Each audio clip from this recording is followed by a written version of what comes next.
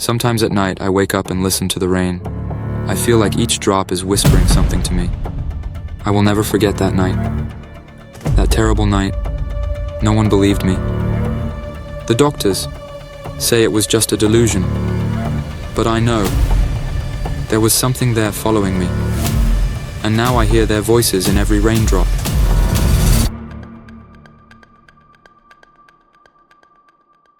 As the rain pounded against the car windows, I was driving along the desolate roads of the Alps. It was already past midnight, and I was trying to reach the town of Grindelwald in Switzerland. My GPS had long lost its signal, and there wasn't a single light in sight. My name is Klaus. I had driven all the way from Vienna by myself, and now I was lost on this dark mountain road. The radio was only emitting static, and my phone had no signal. Suddenly my headlights started flickering, and my heart raced. "No, please, not now," I murmured. The car slowed down and finally came to a complete stop.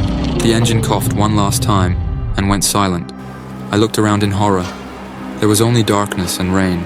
The trees were swaying eerily in the wind.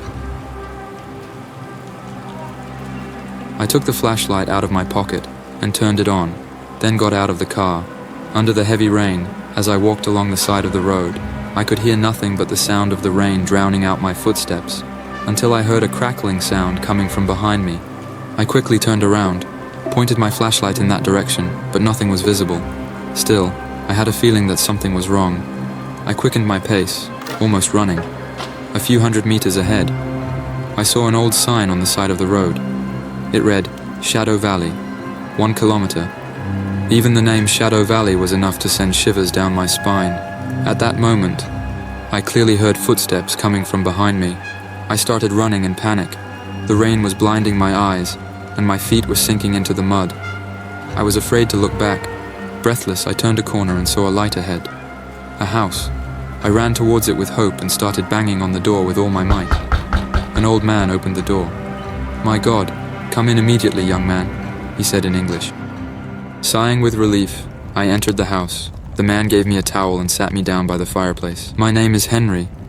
What are you doing outside at this hour?" I told him what had happened to me. Henry listened carefully, then with a sad expression said, "Oh, son, I wish you had never entered this valley." "What do you mean?" I asked, anxiously. Henry sighed. "This valley is cursed. Terrible events took place here during World War II. Since that day, the spirits of the victims wander on rainy nights. They were following you," said Henry, closing his eyes. At that moment, a scream was heard from outside. I jumped from my seat. "What? What was that?" Henry didn't answer. His eyes were staring blankly. When I looked at his face, I was horrified. Henry's face had started to melt. I jumped up with a scream. When I looked around, I saw that the inside of the house had changed. The walls were decaying, and the furniture was turning to dust. Everything felt unreal. I ran to the door, but it was locked. I turned to the windows, but they were tightly shut as well. I was trapped. A voice came from behind me.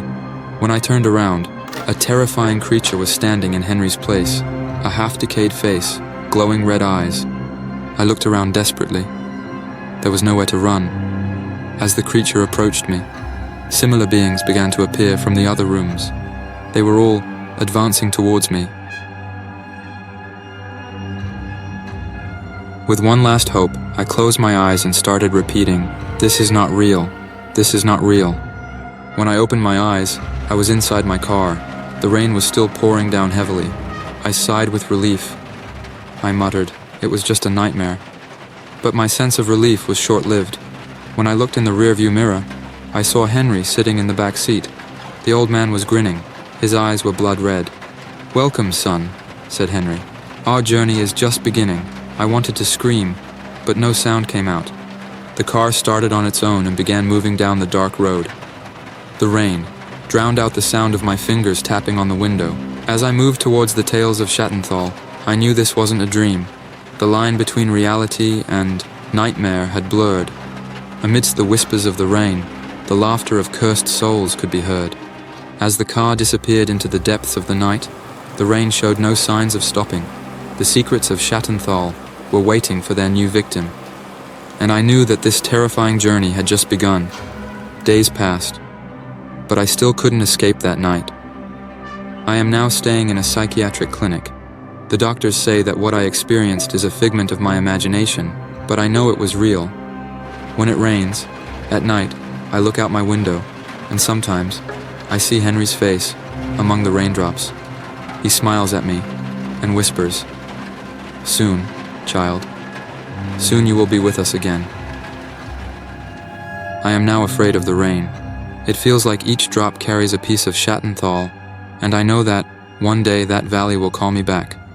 Until then, I will hide within the safe walls of this clinic, but the sound of the rain grows louder with each passing day, and I am awaiting my inevitable end. If you are reading this story, I have a warning for you. Never, ever drive on the deserted roads of the Alps on a rainy night. And if you find yourself near Schatten Tal, do not stop, because once the valley takes you in, it will never let you go. The rain keeps hitting my window, and I hear Henry's voice. "Welcome home, Klaus. You are with us forever."